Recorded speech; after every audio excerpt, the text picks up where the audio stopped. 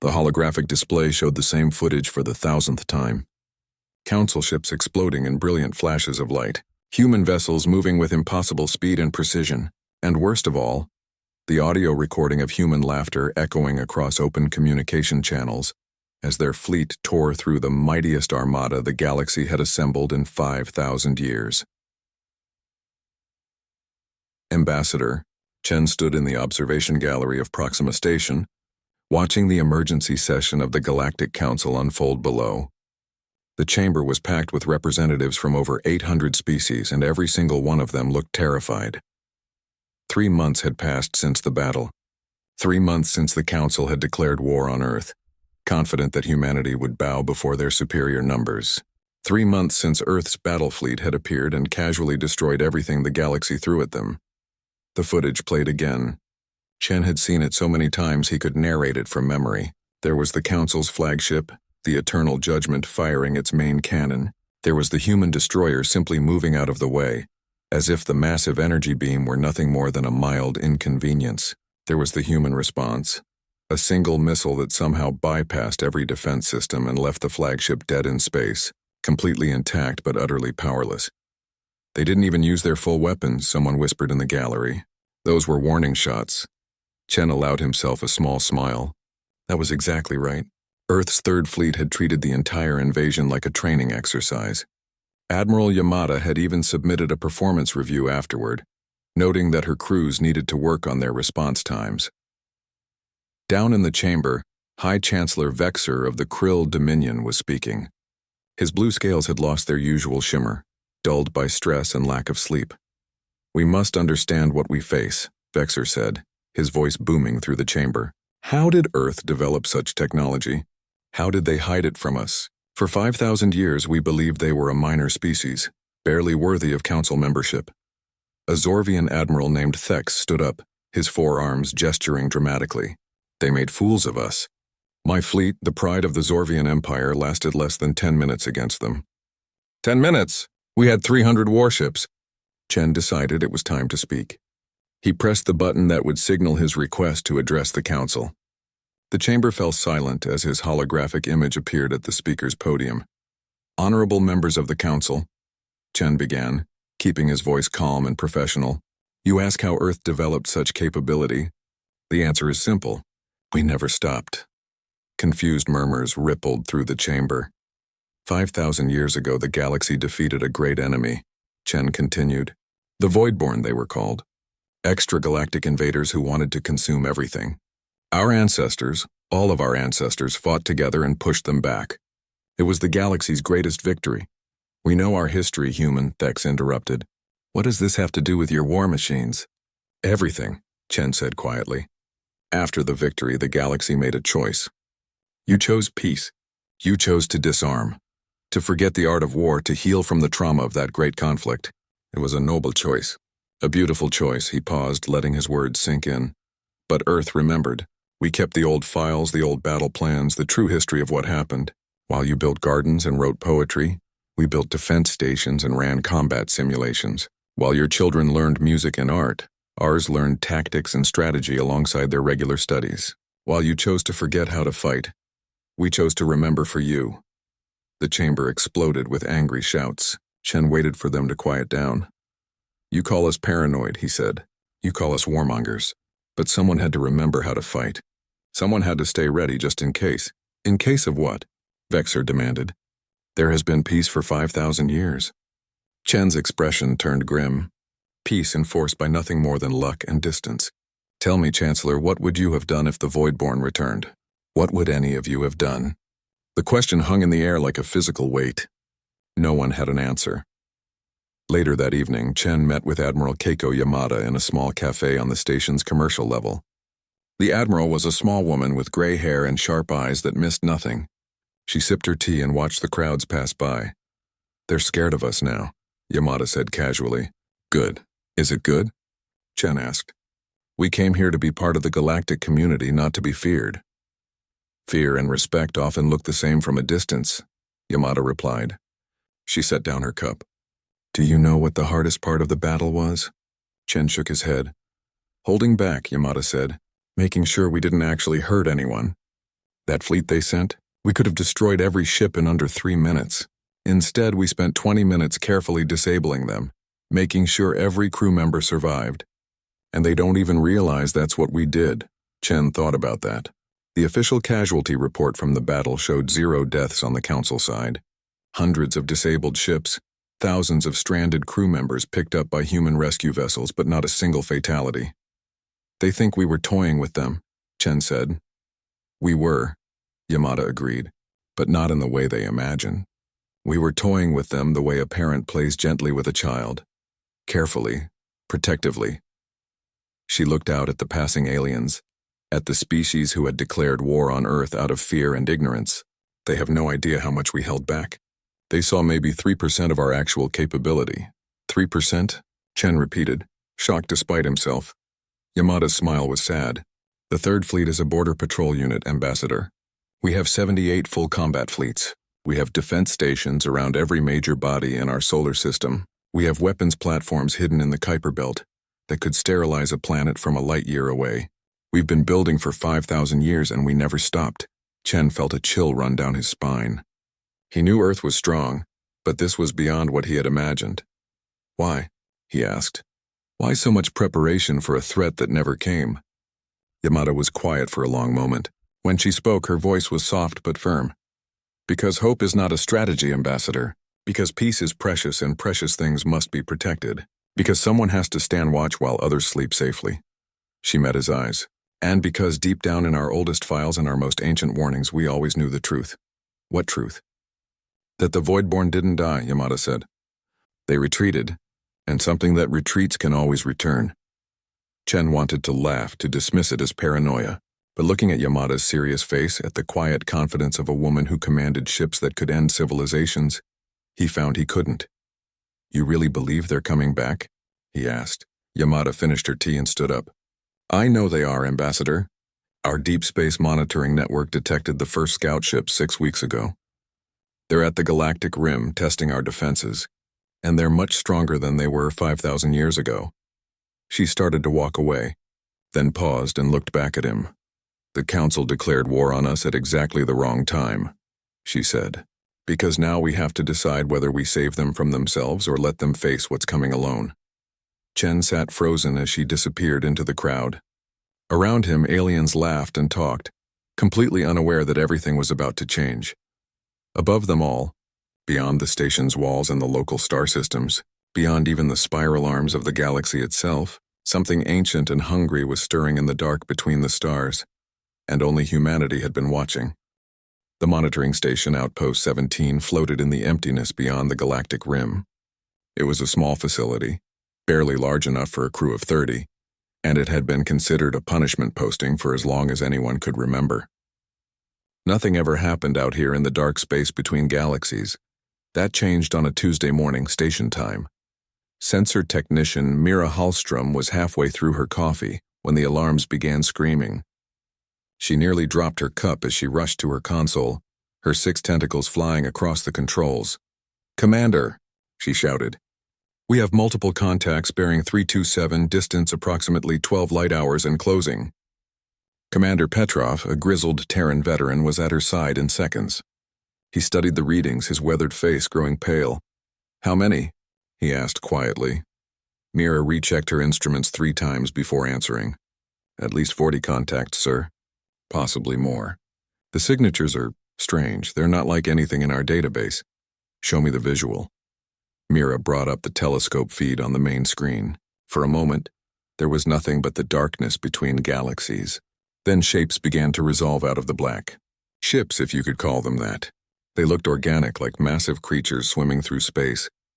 Their hulls seemed to absorb light rather than reflect it, making them appear as holes in reality itself. Petrov's hand moved to the emergency transmit button.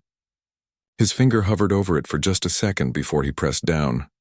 "This is Outpost 17 broadcasting emergency priority Alpha," he said, his voice steady despite the fear in his eyes. "Voidborn contacts confirmed." "Repeat, Voidborn contacts confirmed. This is not a drill." 3,000 light-years away, Admiral Yamada received the message in her quarters aboard the carrier Indomitable. She had been expecting it, but that didn't make it any easier to hear. She immediately called an emergency meeting of her senior staff. Within minutes, her ready room was filled with officers, both human and alien. The council had insisted on assigning liaisons to human fleets after the battle, supposedly to improve understanding. In reality, they were spies, but Yamada had allowed it. Let them see what real military readiness looked like. Admiral Thex was present, representing the Zorvian Empire. He had been humbled by the battle 3 months ago, but he still carried himself with pride. Next to him sat Commander Cathal, an insectoid hiver known for their logical minds. 3 other council species had representatives present as well. Yamada brought up the transmission from Outpost 17. The council officers watched the footage in silence. When it ended, Cathal's antennae were vibrating with agitation. "Those ships," Cathal said, their translated voice clicking. "I have seen images like that. In the old archives, the ones we were taught were exaggerated legends." "They're not legends," Yamada said flatly. "They're real and they're back." Thex leaned forward, his forearms gripping the table. "The Voidborn? But that's impossible. They were defeated 5,000 years ago, driven back beyond the rim and destroyed." "Driven back, yes," Yamada corrected. "Destroyed, no. That was always the lie your civilizations told yourselves. It made the peace easier to accept." She pulled up a classified file, one that made the council officers gasp when they saw the security clearance level required to access it. Earth's deep space monitoring network has been tracking Voidborn movements for 37 years. Yamada explained. They've been building up their forces out there in the dark, growing stronger, developing new technologies. They're more advanced now than they were during the First War. 37 years, Thex repeated, his voice rising. "You've known about this for 37 years and you never told the council? Would the council have believed us?" Yamada asked simply. 3 months ago you declared war on us because you thought we were a threat. If we had told you the Voidborn were returning, what would you have done? Called us paranoid, insane, warmongers trying to justify our military buildup? The silence that followed was answer enough. Commander Cathal's antennae drooped. "You are correct, Admiral. We would not have believed. Even now, looking at the evidence, part of my mind wants to reject it as false." Yamada nodded. "That's the problem with peace that lasts too long. You forget that threats can be real. You forget that sometimes the paranoid ones are paranoid because they're actually paying attention." She brought up another screen, this one showing a star map of the galactic rim. Red markers indicated Voidborn scout ship sightings going back decades. There were hundreds of them, all following a pattern that was clear once you knew to look for it. "They've been probing our defenses," Yamada said. "Testing response times, mapping our settlements, identifying weak points. This is reconnaissance before an invasion. Classic military strategy. How long do we have?" Thex asked, his voice much quieter now. "Best estimate? 6 to 8 months before the main force arrives. Maybe less if they decide to accelerate their timeline." The room fell silent as the weight of that information settled on everyone present. 6 to 8 months. Not even a year before an enemy that had nearly destroyed the galaxy once before came back stronger than ever. "The council must be informed immediately," Cathal said. "Every world must prepare." "Prepare how?" Yamada asked gently. "Your species have no military infrastructure. No trained soldiers. No weapons worth mentioning. The Council's combined fleet, the one you sent against Earth, would last maybe 5 minutes against what's coming. And that's being generous." Thex slammed a fist on the table. "Then what do you suggest, Admiral? That we simply surrender? Wait for extinction?" "No," Yamada said. She stood up and looked each of the Council officers in the eye. "I suggest you let us help you. I suggest you accept that humanity spent 5,000 years preparing for this exact moment. I suggest you swallow your pride and admit that maybe, just maybe, Earth's paranoia was justified." She pulled up one more file. This one showed the true scale of Earth's military capability. The Council officers stared in disbelief at the numbers scrolling across the screen. 78 full combat fleets, Yamada said, each one larger than what you faced at Earth. 15,000 defense platforms, 300 orbital fortresses, 4 million trained soldiers on active duty, with another 20 million in reserves, 6,000 capital ships, 50,000 support vessels, and weapons systems that make what you saw 3 months ago look like children's toys. Commander Cathal made a sound that might have been a laugh if the hivers were capable of laughter. Impossible. One species could not build so much. One species that never stopped preparing could, Yamada corrected. One species that remembered what everyone else chose to forget. One species that understood a simple truth. Hope is not a strategy. Thex was shaking his head slowly. Why? Why would you help us? We declared war on you. We tried to conquer your world. Yamada's expression softened slightly. Because that's what Guardians do, Admiral. They protect. Even when those they protect don't understand, don't appreciate it, and sometimes even attack them for it. Earth didn't build this military to conquer. We built it to defend, not just ourselves, but the galaxy that our ancestors fought alongside 5,000 years ago. She walked to the viewport and looked out at the stars. Besides, where would we go? This is our galaxy too. If the Voidborn take it, Earth dies with everyone else. We're all in this together, whether the Council likes it or not. What do we do now? Cathal asked. Yamada turned back to them. Now? Now you go back to your governments and tell them the truth. Tell them the Voidborn are real and they're coming. Tell them that Earth is willing to lead the defense. But only if every species commits fully to the fight. No more pretending war doesn't exist. No more hiding from reality. She pulled up the image of the Voidborn ships again, and tell them that if they want to survive, they need to remember how their ancestors fought. They need to find that warrior spirit they buried 5,000 years ago. Because in 6 to 8 months, whether they're ready or not, the real war begins. The council officers left the meeting in a daze. As they filed out, Thex paused at the door and looked back at Yamada. You were preparing for this, he said. This whole time you were preparing for them, not for us. Yamada met his gaze. We were preparing for anything, Admiral. That's what preparedness means.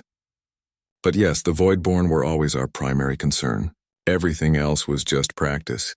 After they left, Yamada stood alone in her ready room looking at the star chart. Out there in the dark, something ancient and terrible was coming. But for the first time in 5,000 years, someone would be ready to meet it. Earth had been watching. Earth had been waiting. And now, finally, it was time to show the galaxy why humanity never stopped preparing for war. The War Council chamber was carved into the living rock beneath the Himalayas, 3 kilometers below the surface. It had been built 2,000 years ago, during one of Earth's periodic fortress construction phases. The room was designed to survive anything short of a direct antimatter strike on the mountain above.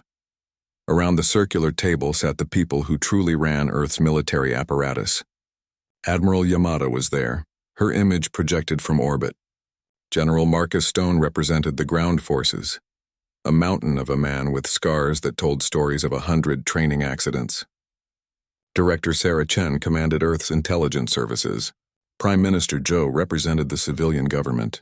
Though everyone in the room knew that in military matters, her vote was mostly ceremonial. The debate had been going on for 3 hours. We owe them nothing, General Stone said, his voice like grinding rocks. The Council declared war on us. They tried to invade our home. Why should we spend human lives protecting people who wanted us dead 3 months ago? Ambassador Chen, attending via hologram from Proxima Station, shook his head. Because it's the right thing to do. Because we're better than that. Better? Stone laughed harshly. Ambassador, with respect, better doesn't win wars. Strength wins wars. Strategy wins wars. And right now the galaxy needs to learn a hard lesson about the consequences of attacking Earth. Director Sarah Chen spoke up, her voice calm and measured. General Stone has a point, even if I disagree with his conclusion. If we commit to defending the galaxy, we're accepting a burden that could last decades, maybe centuries. The Voidborn won't be defeated easily. Nothing worth doing is easy, Ambassador Chen countered. And if we stand aside, what does that make us? We spent 5,000 years preparing to defend against exactly this threat. Are we really going to watch the galaxy burn because our pride was hurt? Yamada had been quiet, letting the debate flow around her. Now she spoke and everyone fell silent. Show them, she said simply. Director Chen nodded and activated the room's main display. A holographic representation of Earth's solar system appeared, floating above the table. But this wasn't the solar system that appeared in public education materials. This was the real thing, the complete picture that only people in this room were cleared to see. The display zoomed in on Mars. Surrounding the red planet were dozens of massive orbital stations, each bristling with weapons. Hundreds of smaller platforms formed concentric rings of defense. Mars Orbital Defense Grid, Director Chen narrated. 427 manned platforms, 7,000 automated weapon stations, and the 3rd through 7th fleets currently on station. Total defensive capability sufficient to hold off an invasion force of approximately 50,000 capital ships. The display shifted to Jupiter. The gas giant was surrounded by even more extensive fortifications. Jupiter Fortress Complex, our main naval yards and primary fleet base, home to fleets 8 through 22. Construction facilities capable of producing 3 capital ships per week. Energy weapons powered directly by the planet's magnetic field, with range measured in astronomical units. The display continued, showing Saturn with its rings converted into a massive sensor array. Neptune surrounded by automated hunter-killer stations. The Kuiper belt studded with hidden weapons platforms. The Oort cloud seeded with early warning buoys and long-range missile batteries. "This is just our home system," Director Chen said. "We have similar installations around Alpha Centauri, Tau Ceti, and 15 other colony systems." Total military assets: 78 full combat fleets, each fleet consisting of 15 to 20 capital ships and support vessels. 4 million active duty personnel, 20 million trained reserves who can be mobilized in 48 hours. Prime Minister Zhou was staring at the display with wide eyes. "I knew we were strong, but this is incredible. How much of our GDP goes to maintaining all this?" "Approximately 40%, Director Chen replied.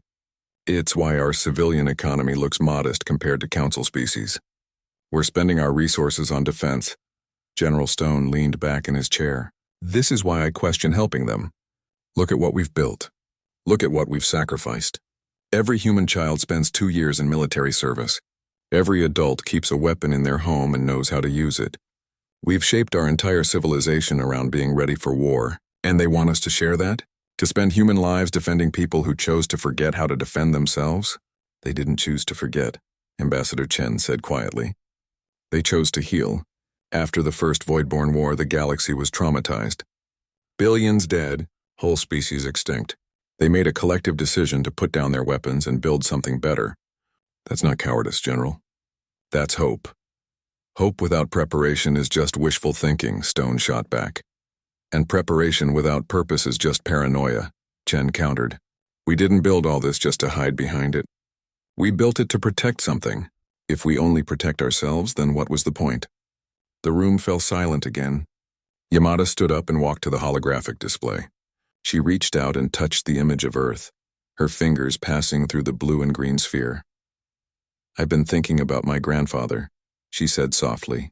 "He was part of the generation that started the real military buildup, about 3,000 years ago. I read his journals once." "Do you know what he wrote?" No one answered. He wrote, "We stand watch so others can sleep. We remember so others can forget. We train for war so others can enjoy peace. This is our burden and our gift." That's what he believed. That's what every generation since has believed. She turned to face them. "The question isn't whether we can defend the galaxy. The display you just saw proves we can. The question is whether we will. Whether we meant all those words about duty and protection, or whether they were just pretty lies we told ourselves to justify our military spending." General Stone's expression was troubled. "Admiral, it's not that simple. If we commit to this fight, we're looking at casualties. Maybe heavy casualties. Can you order soldiers to die for people who hate us?" "I've already ordered soldiers to die for Earth," Yamada said. "Is Earth soil more valuable than alien soil? Is human blood more precious than Zorvian blood or Krill blood or Hiver blood? If we only protect our own, then we're no better than the Voidborn, just another species looking out for itself." "But we are just another species," Stone argued. "That's the point. We're not the galaxy's guardians. We're not some noble protectors. We're humans, trying to survive in a dangerous universe. We're humans who spent 5,000 years preparing for this exact moment," Yamada said. "We're humans who kept the old knowledge alive when everyone else forgot. We're humans who built an arsenal that could protect the entire galaxy, not just one planet. If that doesn't make us guardians, I don't know what does." Prime Minister Zhou spoke up. "Let me put it in practical terms. If we don't help and the Voidborn win, what happens to Earth?" Director Chen answered. "We could probably hold our home system, maybe a few others. But the rest of the galaxy falls.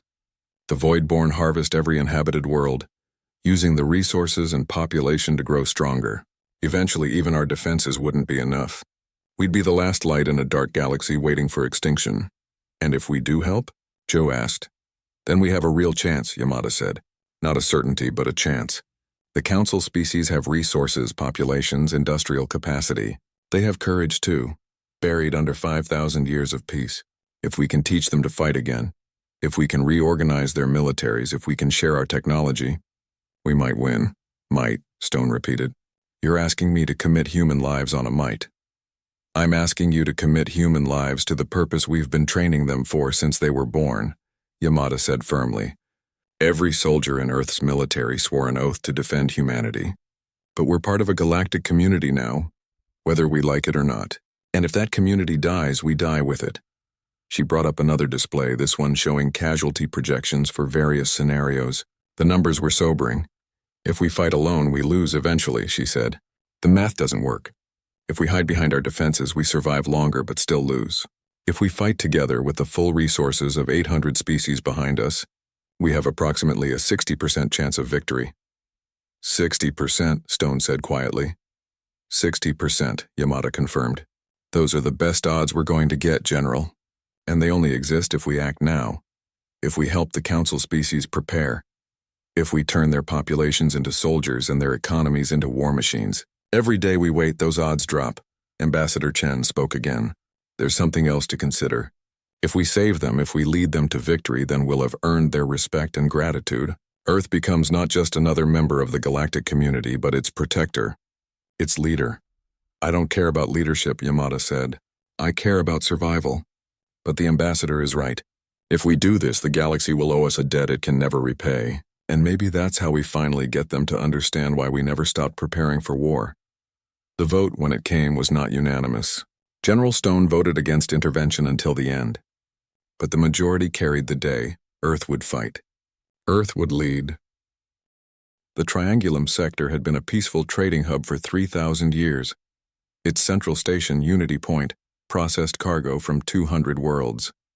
Millions of civilians lived and worked in the sector, never imagining that war could touch them. That changed when the Voidborn arrived. Admiral Yamada stood on the bridge of the Indomitable, her flagship and one of Earth's newest carriers.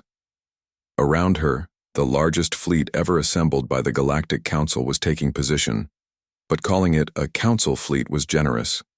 Of the 600 ships present, 500 were human. The rest were hastily refitted council vessels, crews trained in just 3 months of intense preparation. Status report, Yamada said calmly. Enemy contacts confirmed, her tactical officer reported. 87 Voidborn capital ships, approximately 400 smaller vessels. They're moving toward Unity Point Station. On the main screen, the Voidborn ships were visible now. They looked even more terrible in person than in the recordings from Outpost 17. Organic shapes that seemed to twist and writhe, hulls that absorbed light and made tracking them difficult. They moved through space with a grace that no mechanical ship could match.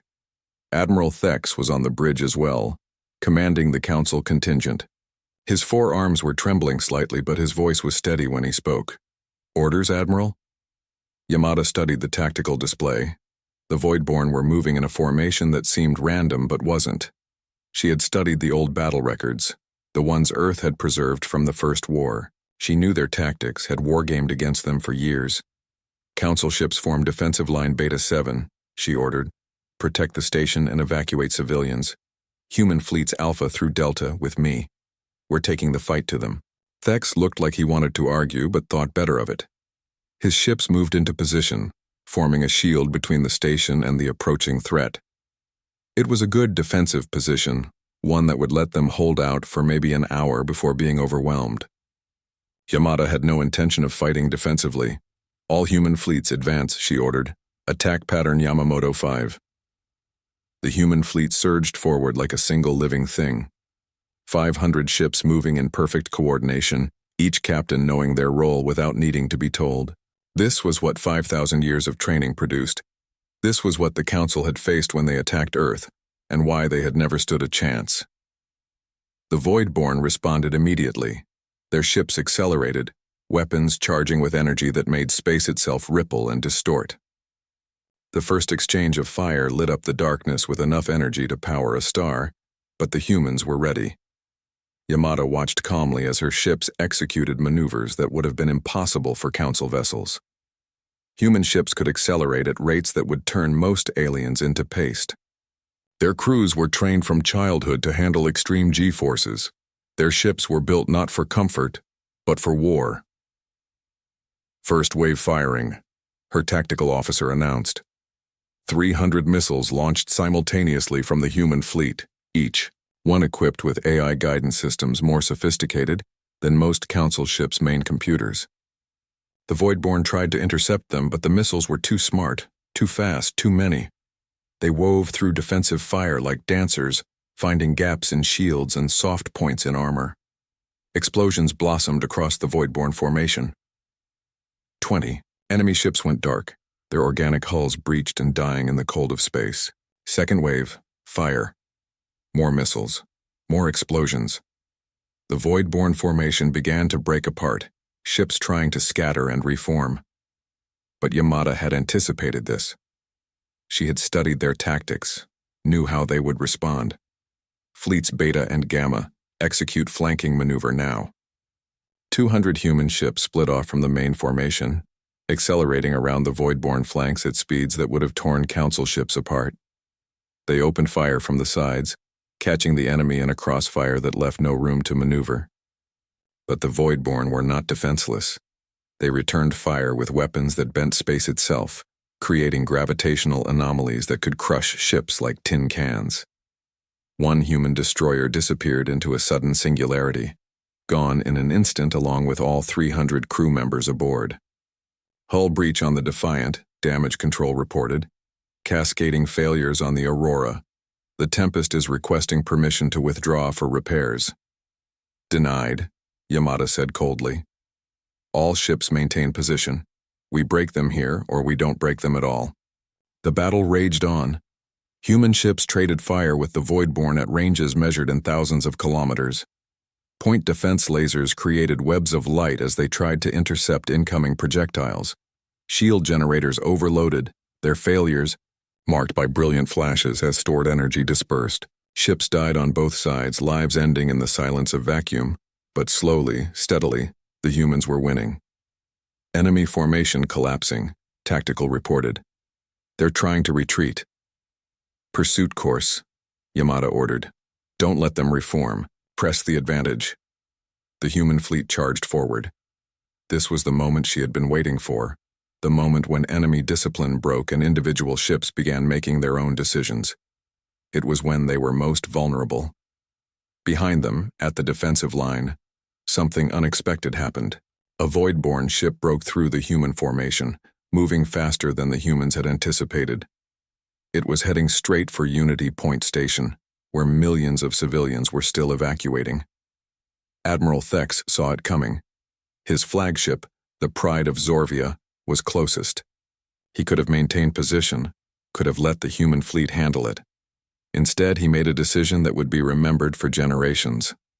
All ships, intercept course, he ordered. Protect the station. His 100 vessels, cobbled, together from cargo ships and patrol boats, armed with weapons that were barely functional and crews that had trained for only 3 months, charged forward to meet the Voidborn ship. It should have been suicide. The Voidborn ship was bigger, faster, and infinitely more powerful. But Thex's ships didn't fight like individuals. They fought like a unit, like they had been training together for years instead of months. They used tactics the humans had taught them, coordinating their fire, covering each other's weaknesses. The Voidborn ship's shields collapsed under the concentrated assault. Thex's flagship rammed it, using the Pride of Zorvia's reinforced bow to tear through the enemy hull. Both ships died, but the Voidborn ship's momentum changed. Instead of hitting the station, it drifted past, dying in the dark. On the Indomitable's bridge, Yamada watched through the tactical display as Thex's ship disappeared in a ball of fire.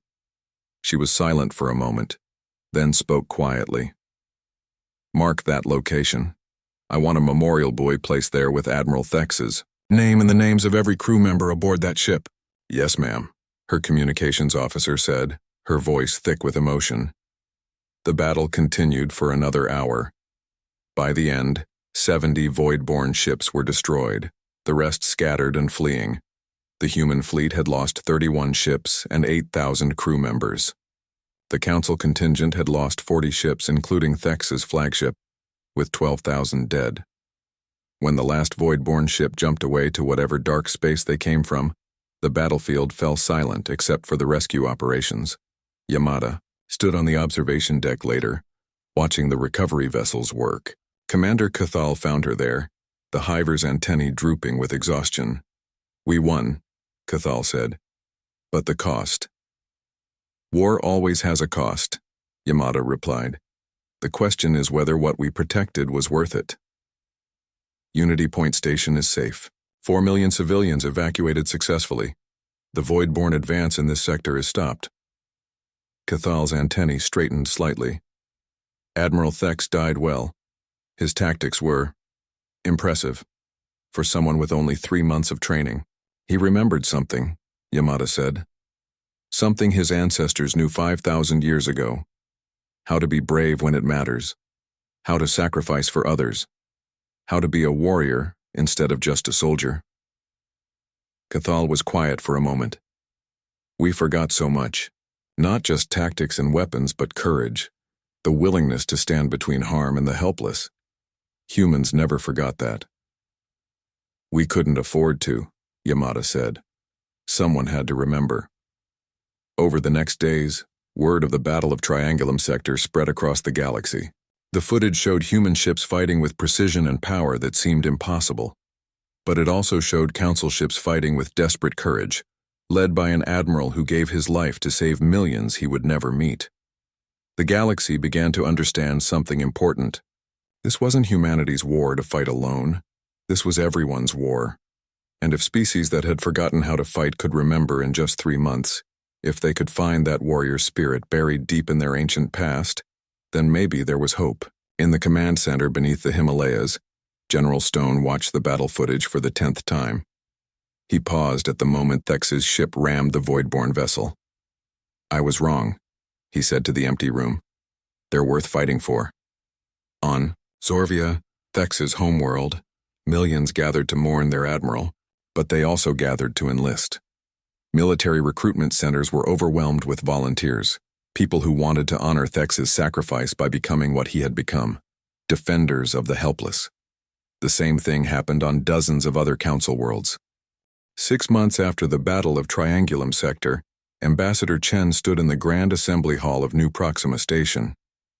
The old station had been destroyed in a Voidborn raid 3 months ago, but this new one was built to different standards. Human standards. It could survive a direct attack and fight back. Around him, representatives from 800 species gathered for the reformed Galactic Council's first official meeting. But this wasn't the same council that had declared war on Earth 9 months ago. Everything had changed. Chen took his place at the center table, not in the visitors' gallery. Earth was now a permanent member of the council, with veto power over military decisions.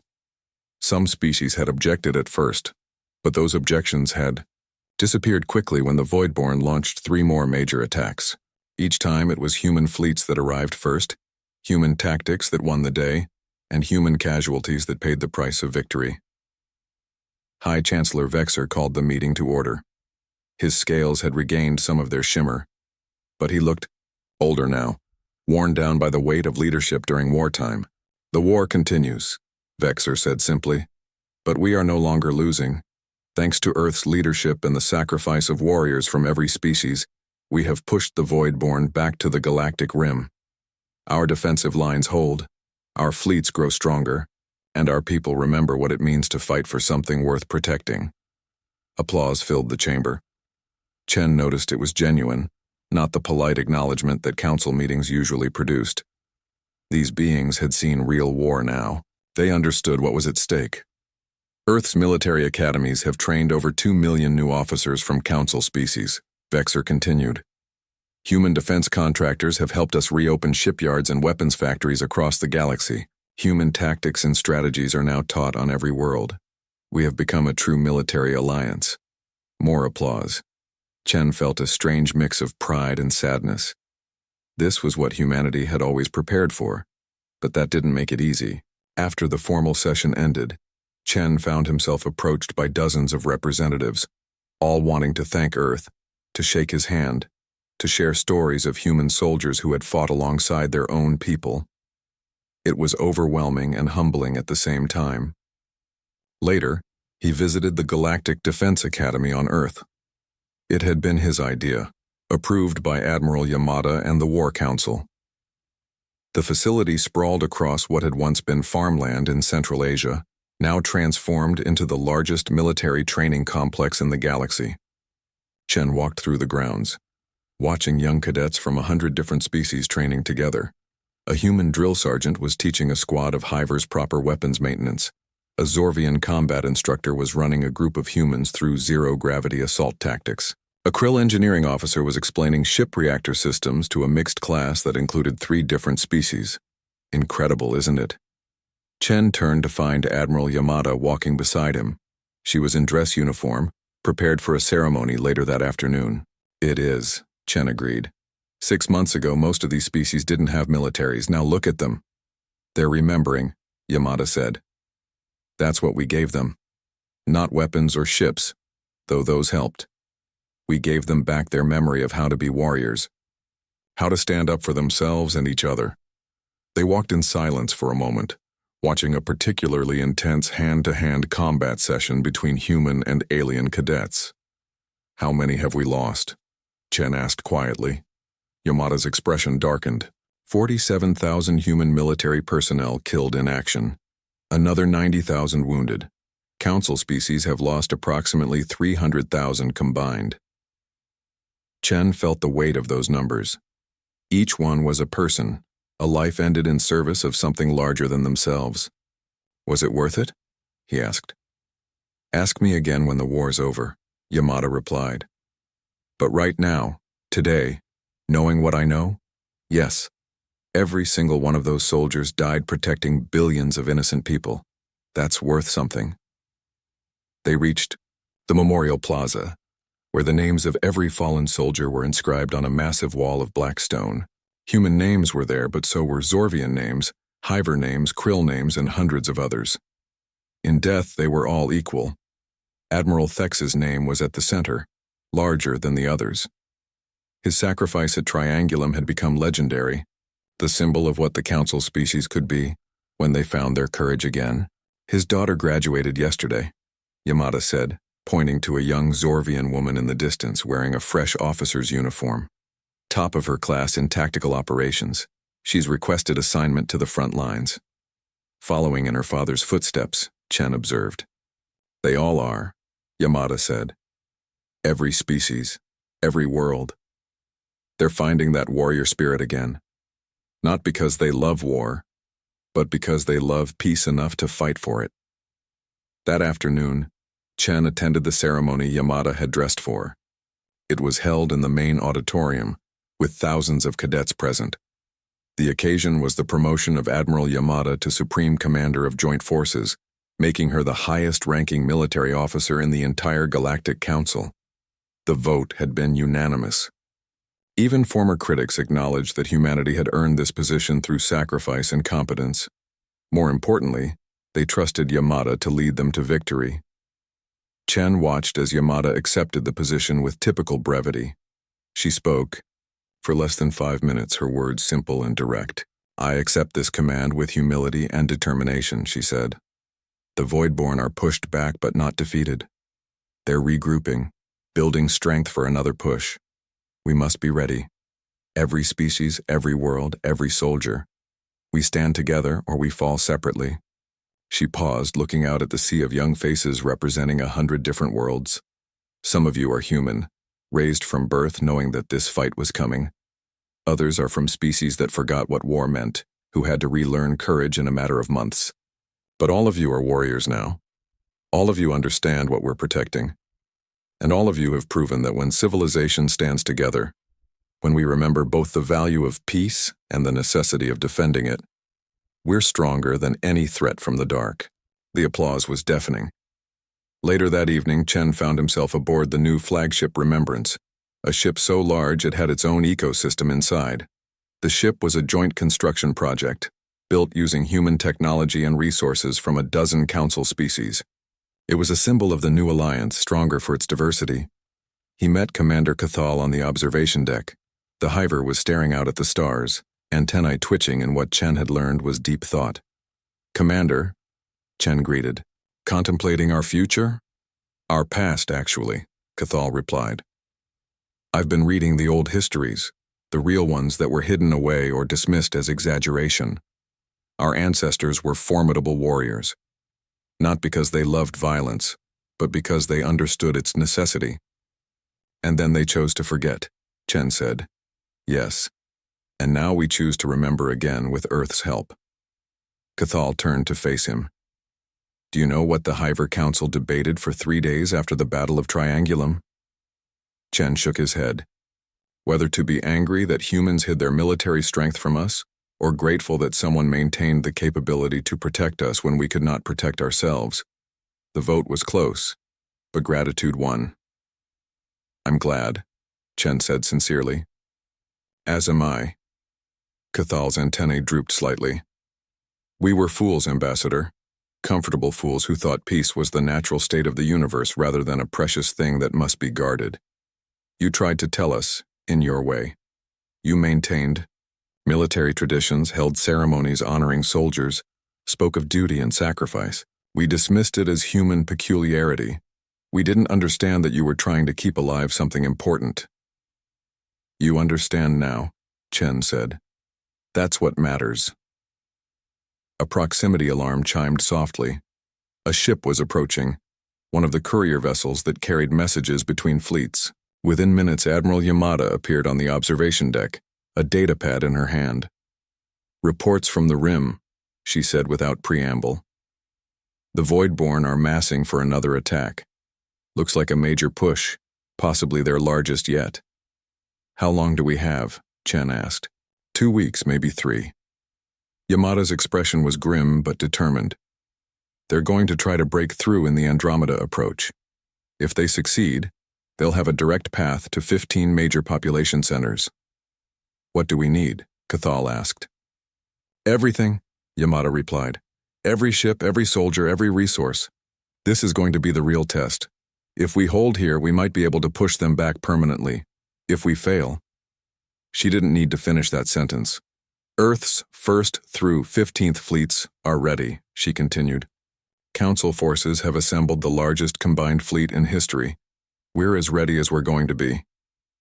Chen looked out at the stars, thinking about all the lives depending on what happened in the next few weeks. Billions of beings who just wanted to live in peace, who had relearned the hard lesson that peace must sometimes be defended with violence. "Will we win?" he asked. Yamada was quiet for a long moment. "I don't know," she admitted. "But I know we'll fight. And I know that every species in this galaxy will fight together. Human and alien, standing side by side, protecting something worth protecting."